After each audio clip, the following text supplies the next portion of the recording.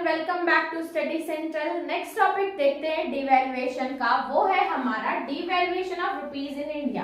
हमें डिवैल्यूएशन का मतलब पता है कि अदर कंट्री की करेंसी के टर्म्स में हमारी इंडिया की करेंसी की वैल्यू कम होने को डिवैल्यूएशन बोलते हैं। अब इंडिया में डिवैल्यूएशन कब कितनी बार हुआ है ये हम लोग देखेंगे। अगर मैं आपको बताऊं तो इंडिपेंडेंस से लेके अभी तक सिर्फ 3 बार ही इंडिया में डिवैल्यूएशन हुआ है।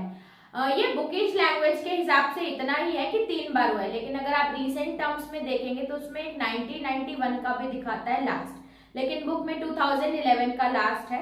तो जो आपकी बुक पे रहेगा वो आप लिख सकते हैं, ऐसा कोई इशू नहीं है कि वो गलत है, बुकिश टर्म्स में यही है। तो स्टार्ट करेंगे कि डिवैल्यूएशन कितने बार हुआ है इंडिपेंडेंस से लेके। तो आफ्टर इंडिपेंडेंस रुपीस कितने बार डिवैल्यूड हुआ है? 3 टाइम्स। तो फर्स्ट हुआ था हमारा 1949 में, सेकेंड हुआ है 1966 में एंड देन 2011 में हुआ। ये 3 बार डिवैल्यूएशन हुआ है इंडिया में करेंसी का, यानी कि इंडिया की करेंसी की वैल्यू कम हुई है। अब देखते हैं हम लोग 1949 की, इंडिपेंडेंस के जस्ट बाद हुआ था 1949 में करेंसी का डिवैल्यूएशन। तो पहला है कि हमारा जो फर्स्ट डिवैल्यूएशन इन इंडिया हुआ था वो हुआ था 20 सितंबर 1949। ईयर यही है, डेट है 20 सितंबर 1949। ठीक है।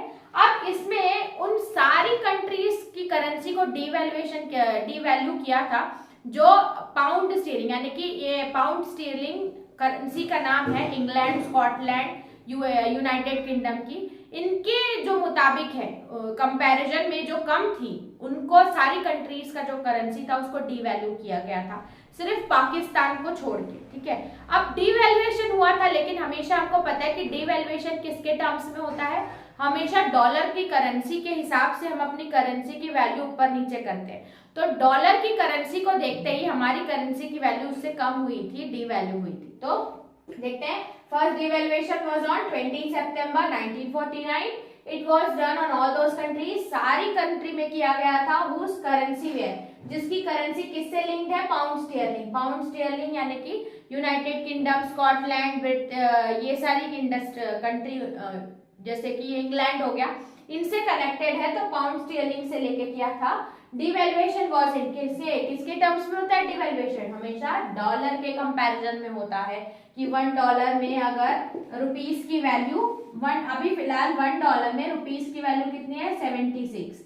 अब मैं $1 के रुपीस में 86 कर देती हूँ, यानी कि पहले मुझे $1 खरीदने के लिए 76 रुपीस पे करना पड़ रहा था। अब मुझे $1 वही है, लेकिन अब मुझे ज्यादा पैसे पे करने पड़ रहे हैं, यानी कि जो मेरी करेंसी की वैल्यू है वो डिवैल्यू हो गई है, कम हो गई है। ठीक है। तो हमेशा हम लोग डॉलर के टर्म्स में डिवैल्यूएशन करते हैं।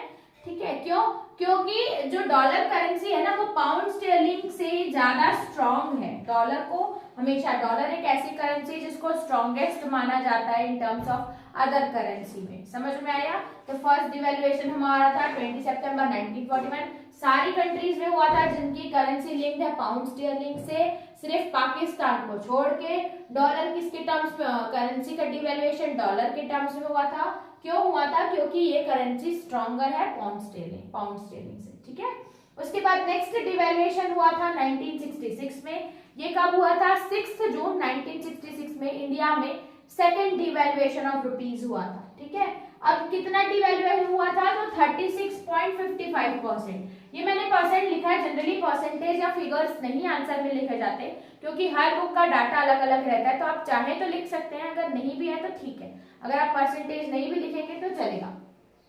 तो डिवैल्यूड 36.55% गोल्ड के टर्म्स में हमारी कंट्री को कम किया गया था, यानी कि जितने गोल्ड है उस हिसाब से हमारी करेंसी को डिवैल्यू किया गया था, जिसके कारण जैसे ही हमारी करेंसी की डिवैल्यूएशन हुई तो हमारी फॉरेन करेंसी जो है वो इंक्रीज हो गई, विच resulted increase in 57 point in the value of foreign currency. यानी कि मैंने इधर गोल्ड की वैल्यू अपनी कम करी और इधर फॉरेन करेंसी की वैल्यू बढ़ गई, ऐसा हुआ था। तो इन टर्म्स ऑफ गोल्ड के कारण हमारी करेंसी का डिवैल्यूएशन हुआ था। कब हुआ था? 1966 में। लास्ट डिवैल्यूएशन हुआ है हमारा 2011 में, 1 जुलाई 2011 में हमारा डिवैल्यूएशन हुआ है। ठीक है। 1 जुलाई 2000, एक सेकेंड, अच्छा, तो देखो, अगर यहाँ पे लिखा है 1 जुलाई 1991, यानी कि अनाउंस हुआ था डिवैल्यूएशन 1991 में 1 जुलाई में, लेकिन इसके बाद 3 जुलाई 2011 में फिर से डिवैल्यूएशन किया गया था। क्यों? क्योंकि हमारी करेंसी की वैल्यू बहुत ज्यादा ऊपर नीचे हो रही थी, बैलेंस ऑफ पेमेंट भी खराब हो रहे थे, तो उन सबको स्टेबल करने के लिए 3 जुलाई 2011 में ये क्यों। तो पहला अगर देखेंगे तो 1 जुलाई 1991 में हुआ था। कब तक कितना गिरा था? 7% से 10% तक in terms of other currency. हमारी करेंसी की वैल्यू 7 से 9% कम की गई थी in terms of other currency की, जैसे कि डॉलर हो गया, फ्रेंच फ्रैंक हो गया, पाउंड स्टर्लिंग ये हो गया। उसके बाद 3 जुलाई और 2011 को फिर से डिवैल्यूएशन हुआ था। मेरे ख्याल से ये 10 से 11% हुआ था। क्यों? क्योंकि to stabilise the value of currency, हमारी करेंसी की जो बैलेंस ऑफ पेमेंट उसको सुधारने के लिए, स्टेबल करने के लिए, ताकि हमारा फॉरेन इन्वेस्टमेंट बढ़ सके।